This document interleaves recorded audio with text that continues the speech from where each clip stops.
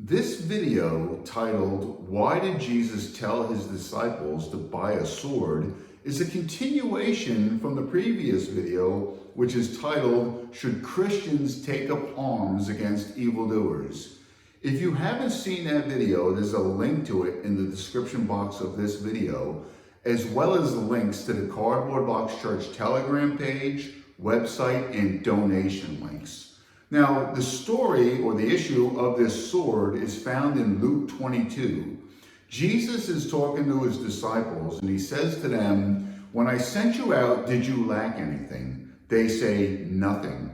Then Jesus says, "But now, if you have a bag or a purse, take it. And if you don't have a sword, sell your cloak and buy one." Then Jesus goes on to quote from Isaiah 53. He says, "And he was numbered with the transgressors."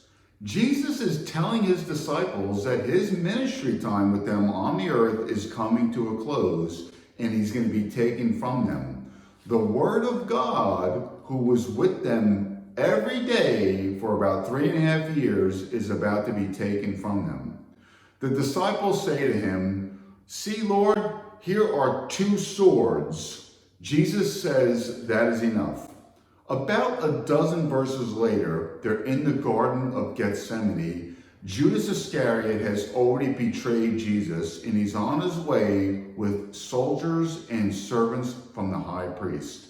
The disciples, seeing what's about to happen, say, "Lord, should we strike with our swords?" And before Jesus even has a chance to reply, one of the disciples strikes a servant of the high priest, cutting off his right ear. Now, Jesus says, and this is the most important part of this video, he says, "No more of this." And he touches the man's right ear and heals him. The disciples clearly misunderstood what Jesus meant by the sword.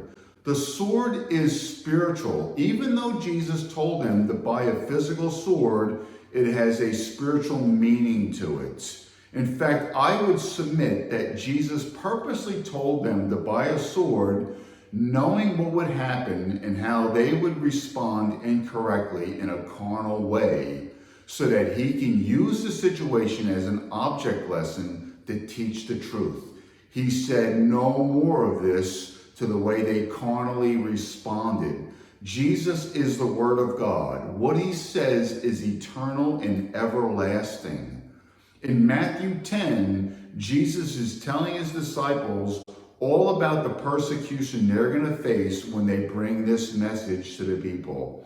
It's going to cause people to hate them. It's going to cause division. People are going to want to kill them. But Jesus says, "Don't be afraid of those who want to kill you.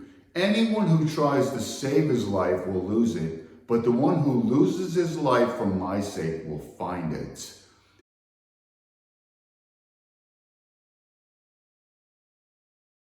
Paul confirms this in Ephesians 6, where he says, "Take up the helmet of salvation and the sword of the Spirit, which is the Word of God." Jesus is telling his disciples to make sure they have the Spirit and the Word of God.